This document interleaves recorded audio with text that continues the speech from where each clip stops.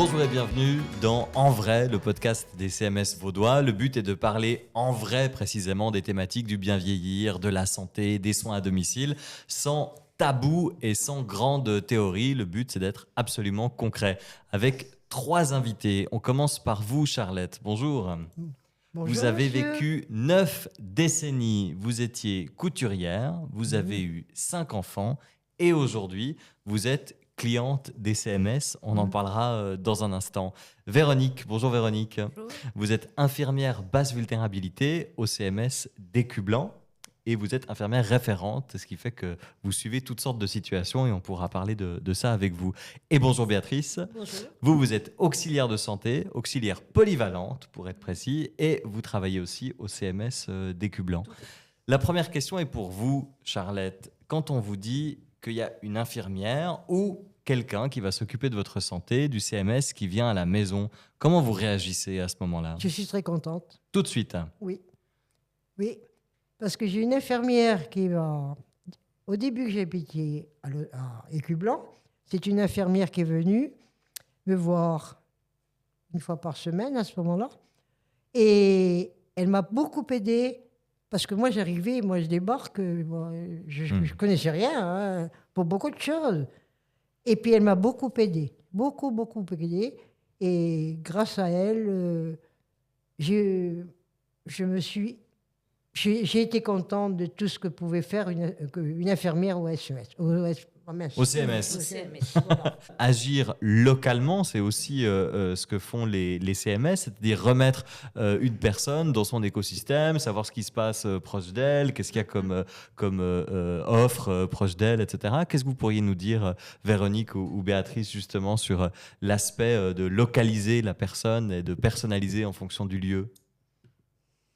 Alors c'est vrai qu'on va essayer de la relier un petit peu à son environnement social, parce qu'on sait très bien que c'est un aspect important de la santé, de pouvoir continuer à avoir une vie sociale. Donc quelqu'un qui, comme Charlotte, arrive, débarque littéralement dans un lieu inconnu, c'est important de l'aider à créer de nouveaux contacts, de façon à ce qu'elle puisse avoir une activité sociale. Qu'est-ce que vous avez à disposition pour savoir ce qui se passe à côté de chez Charlotte ? Est-ce que vous pouvez proposer, etc. Ouais, Béatrice. à savoir que Charlotte habite, son logement en fait fait partie du bâtiment du CMS et c'est un logement protégé.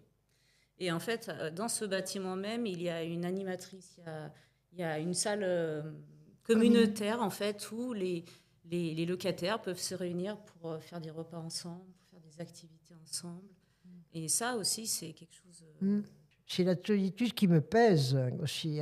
C'est pour ça que grâce à ces charmantes dames qui viennent me voir, alors maintenant elles viennent 3 fois par semaine me voir quand même. Ah oui. Et dès que j'ai quelque chose, dès que je ne me sens pas bien, parce que je déprime énormément, je téléphone et il y a une infirmière qui vient me voir. Mais c'est magnifique, écoutez. Mais oui. Moi, j'ai rien. Alors là, le CMS.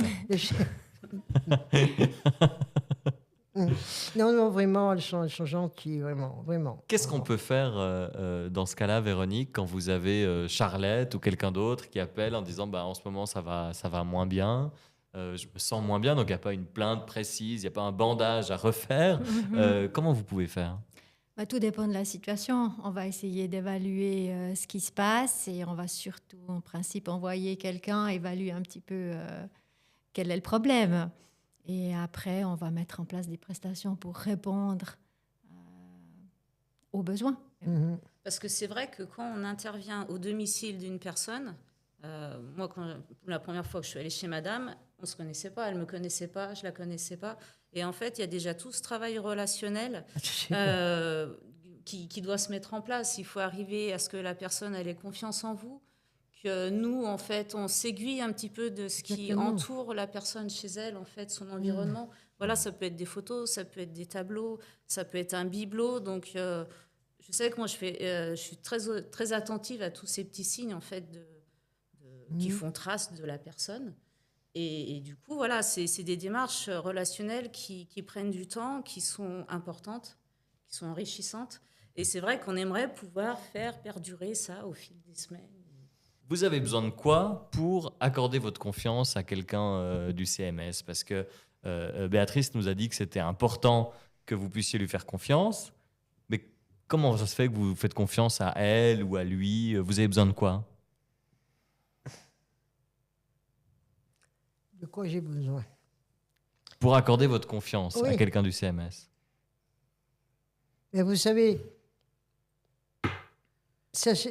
j'ai l'impression que ça se fait tout de suite quand tu vois quelqu'un. Quand vous voyez quelqu'un. On peut se tutoyer, ouais. Non, pas surtout pas.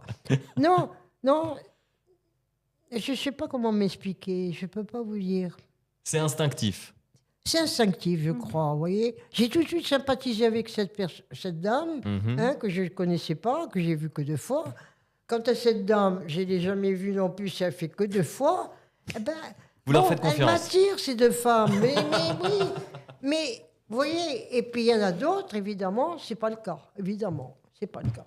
Non, c'est la vérité, ce n'est pas le cas. Je ne sais pas... C'est comme ça, c'est humain, ça se décrit pas, il n'y a pas d'explication. C'est humain, et puis, puis je suis très sensible aussi, hein. Alors, suivant la parole aussi qu'on vous dit, voilà. Véronique, je crois que l'écoute de la personne est très, très importante. Il faut qu'elle se sente écoutée et comprise. Exactement. Et après, elle peut aller de l'avant. Et après, on peut construire autre chose. Mais oui. Comment on fait pour s'assurer que la personne se sent comprise? Parce que oui, écouter, d'accord, mais c'est pas forcément parce qu'on écoute que la personne se sent écoutée. Comment est-ce que vous faites pour que ça fonctionne? Mais c'est un don. Oui, c'est un don. C'est un don. C'est une attention qu'on porte qui doit être complète envers la personne au moment où on se trouve avec elle. Et je pense que c'est aussi une façon, on peut lui donner l'impression d'être comprise en reformulant ce qu'elle dit, en essayant de comprendre comment elle voit sa situation. Et puis après, nous adapter un petit peu à ce qu'elle nous transmet, aux besoins qu'elle nous transmet, à ses intérêts, à ses envies, à ses ressources, pour qu'après on puisse construire un accompagnement qui soit vraiment adapté et personnalisé. Charlotte. Et ça, c'est quand c'est pareil. Quand il y a une personne qui vient, elles sont toutes charmantes, c'est vrai, elles sont gentilles. Mais non. Des fois, on peut pas,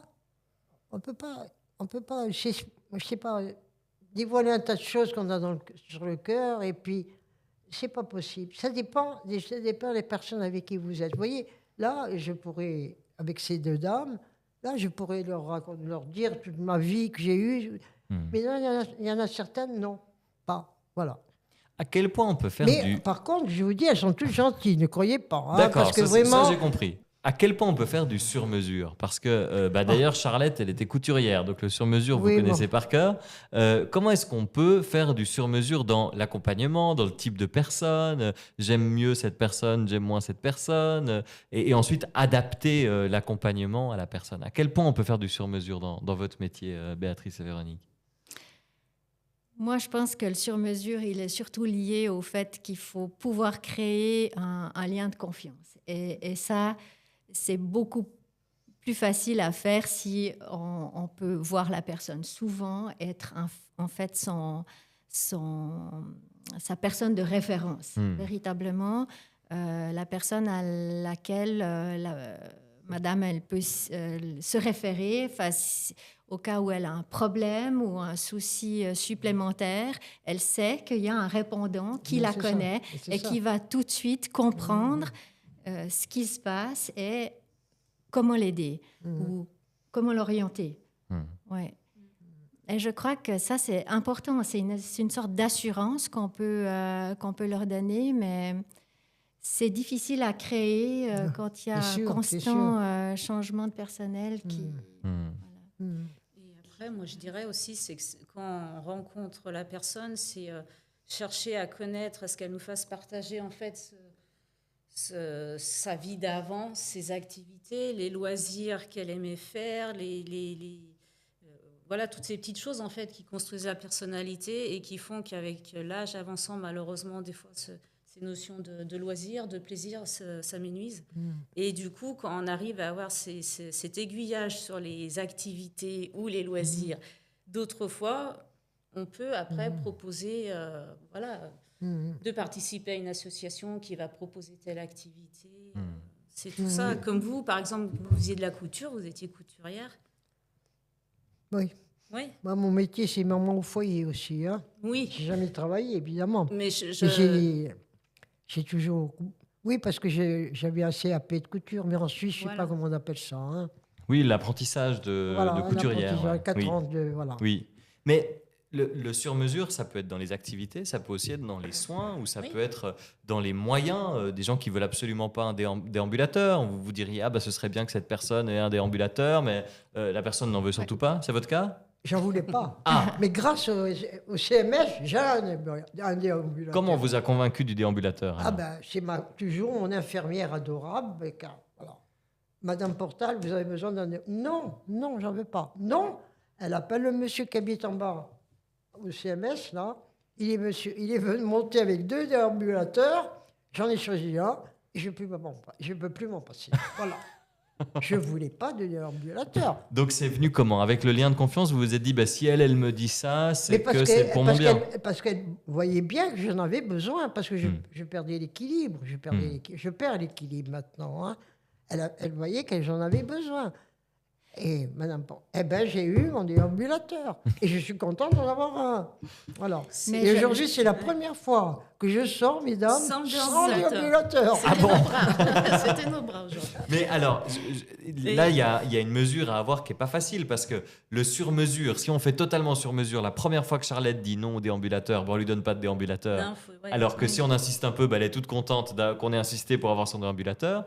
Et d'un autre côté, si on fait toujours insister sur tout, on ne fait pas du sur-mesure parce qu'on oblige les gens à entrer dans un schéma. Comment vous choisissez là ? Alors, je crois qu'il ne faut jamais forcer. Non, il faut donner l'information, il faut présenter les avantages, il faut expliquer aux gens pour quelles raisons on fait ce genre de proposition. Oui, parce qu'elle m'en avait parlé quand même. Voilà, ça s'est pas fait. Attention, c'est pas du jour même, non. Okay. Et c'est aussi parce que vous aviez confiance en votre infirmière et que vous reconnaissiez son expertise que vous avez fini par accepter d'essayer.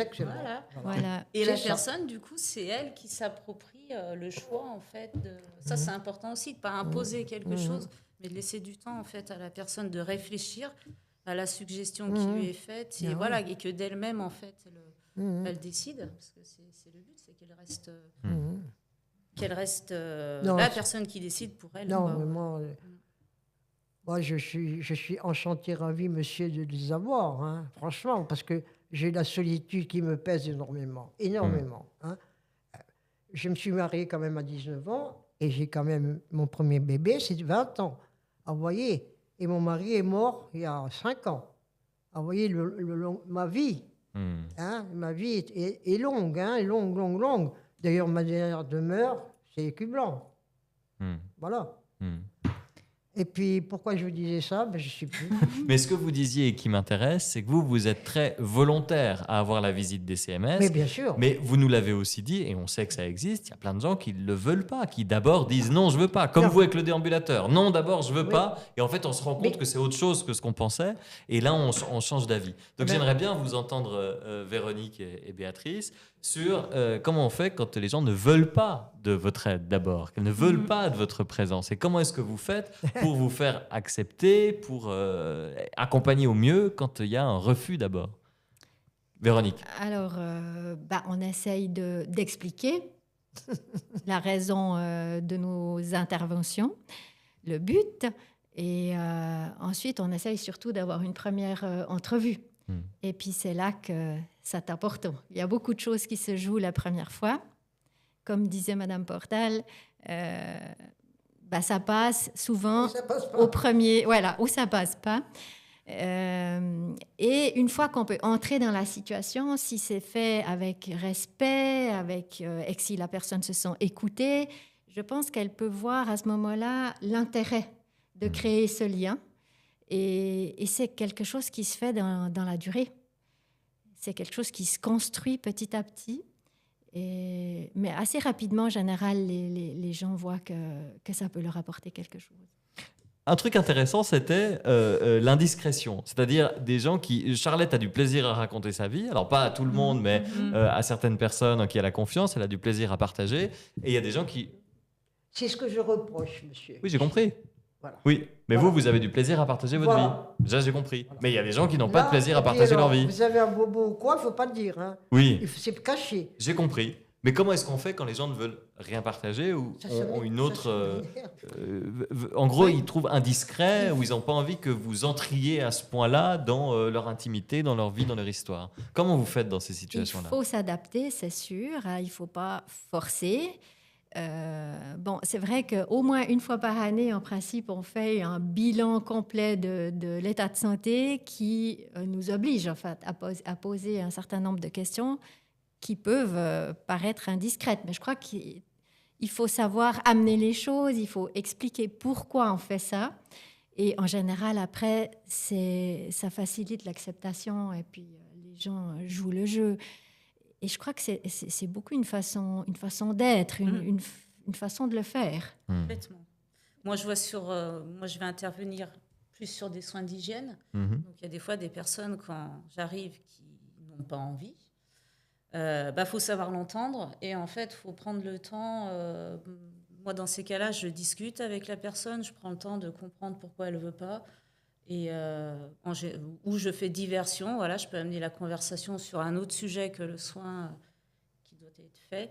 Et en général, en laissant le temps à la personne de comprendre le but de notre intervention, de lui laisser le temps d'appréhender aussi le moment, parce que des fois, le matin, c'est un peu trop tôt, ou en fin de matinée, c'est un peu trop tard. Voilà, en laissant le temps en fait, à la personne de comprendre et en respectant son choix, souvent la situation, elle se débloque. Et, au bout d'un quart d'heure, le refus devient un oui et le soin va bien se dérouler. Mais voilà, faut... Est-ce qu'il n'y a pas aussi la peur que ce que je vais dire va se retourner contre moi? Un peu comme dans un poste de police où si je dis certaines choses, on risque de m'imposer certaines choses que je n'ai pas envie d'avoir. Donc je garde un maximum parce qu'en fait j'ai peur de ce qui pourrait m'arriver, tout dépend de ce que je dis. Il y a certainement cette peur chez certaines personnes, mais... Il faut respecter le rythme. Et si on ne peut pas tout faire la première fois, ce n'est pas grave. C'est aussi notre rôle de comprendre qu'il y a une réserve qu'on doit respecter et puis que petit à petit, on va réussir à détendre et pour qu'on puisse finalement réaliser ce qui est prévu ou ce qui correspond aux besoins de la personne. Qui, en général, finit par comprendre qu'effectivement, elle en a besoin. C'est pas facile, mais c'est pas facile d'accepter la perte d'autonomie, la nécessité que des gens viennent nous aider. Et je crois que c'est difficile pour tout le monde. Mais oui, il y a la notion d'intimité aussi. Bien sûr. Tout ça, c'est compliqué à appréhender et à accepter. Donc, ça demande du temps, ça demande de l'écoute, du respect. Voilà. La notion d'intimité, c'est qu'il va falloir renoncer à son intimité? En fait, c'est pas renoncer à son intimité, mais une personne étrangère entre dans votre domicile pour vous proposer un soin. Cette personne, peut-être vous l'avez jamais vue auparavant. Voilà, accepter qu'elle vous donne une douche, pour moi, c'est quelque chose forcément qui est pas simple. Et du coup, c'est pour ça que je prends toujours beaucoup de recul, de temps, d'écoute, pour amener à ce que la personne soit à son aise, en fait. Et si elle me demande de tirer plus, alors c'est très matériel, hein, mais de tirer plus le rideau d'un côté que d'un autre, voilà, je vais respecter son choix pour qu'elle, en fait, elle soit à l'aise et que le soin lui soit agréable et bénéfique. C'est ça qu'on appelle un parcours sur mesure, c'est de prendre en compte des choses que vous aviez peut-être pas imaginé prendre en compte. En fait, c'est tous des petits détails de vie, de personnalité, d'intimité qui sont hyper importants. Et en fait, il faut les mettre tous bout à bout pour que la personne soignée soit bien. Moi, en tant que soignante, je sois bien aussi. Parce que si je sens que la personne elle n'est pas à son aise avec moi, je ne vais pas être à mon aise non plus dans mon soin. Donc, en fait, voilà, il faut une équitabilité. Voilà. entre les deux, quoi. Moi, je dois du respect à la personne soignée.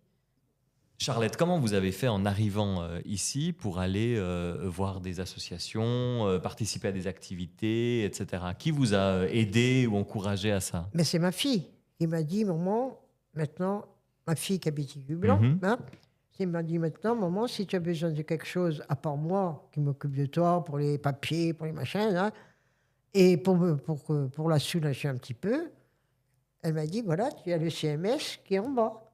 Et ma foi, nous sommes allés au CMS, je me suis inscrite au CMS, et c'est comme ça que ça débute. Voilà. Et ensuite, il y a une infirmière. Et cette infirmière, qui habite en France aussi, c'est une Française. Non, pas c'est une Française, mais bon. Comment elle s'appelle? Julie. Julie. Alors, Julie, on connaît Julie. Voilà. Et donc, Julie, elle vous dit quoi à ce moment-là?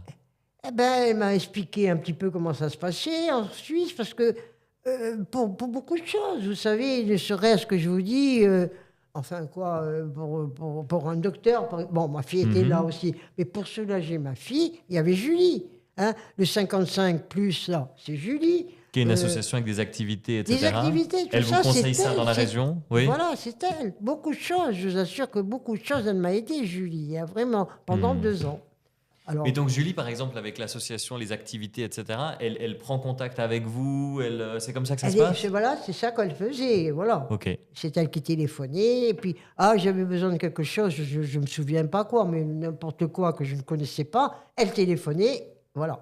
Parce qu'en fait, elle connaît bien la région, elle le local, bien ce qui se mais elle passe, n'est plus là. Et puis elle vous dirigeait vers cet écosystème. Voilà. Ouais. Vraiment. Et c'est elle qui m'a fait connaître le CMS, hein, parce que c'est elle qui est en premier qui est venue.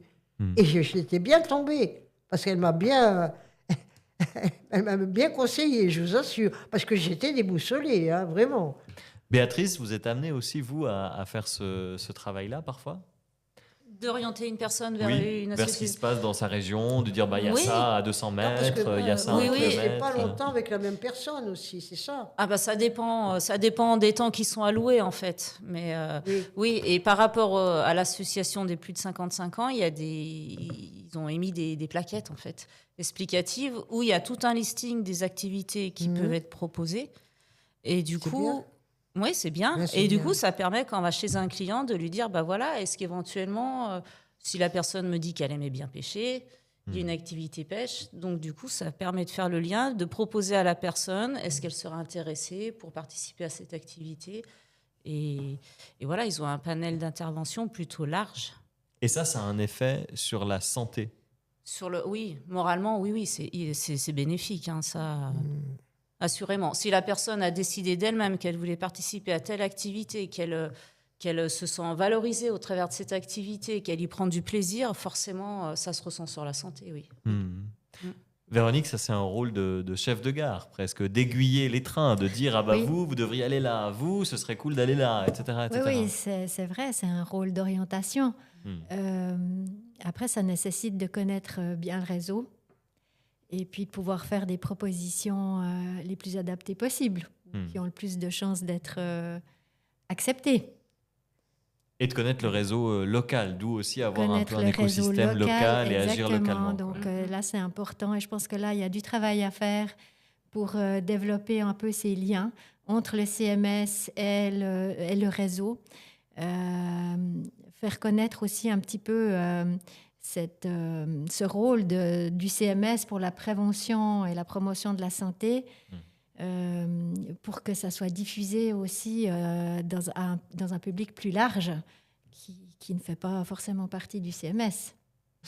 J'aimerais vous faire terminer sur cette notion de bien vieillir dont on a parlé dans les autres épisodes de ce podcast. On avait quelqu'un qui trouvait que c'était une injonction de bien vieillir, comme un ordre qu'on lui donnait. On lui disait maintenant il faut que tu vieillisses bien. Qu'est-ce que ça signifie pour vous le bien vieillir, Véronique? Je pense que c'est surtout maintenir son autonomie le plus longtemps possible. Voilà, c'est ça. Pour ses activités de la vie quotidienne, mais aussi dans la gestion de sa maladie, quand la maladie est là. Donc, c'est, si possible, avoir des connaissances sur la santé, pour qu'on puisse soi-même améliorer sa santé ou se diriger ou développer son autonomie dans le système de soins. Sur sa vie privée aussi, non? Pardon? Sa vie privée aussi. Mais qu'est-ce qui est important, vous, dans votre vie privée, Charlotte? Qu'est-ce qui est important? C'est ma vie privée, pour moi. Je vous dis, il me faudrait toujours quelqu'un qui soit avec moi. Voilà. C'est cette solitude qui me pèse. Et puis, chaque fois que je vois quelqu'un, alors quelqu'un d'agréable, attention, hein, je ne parle pas... bon. Mais c'est ça que j'en souffre beaucoup, c'est cette solitude. Voilà. C'est la solitude qui me pèse énormément.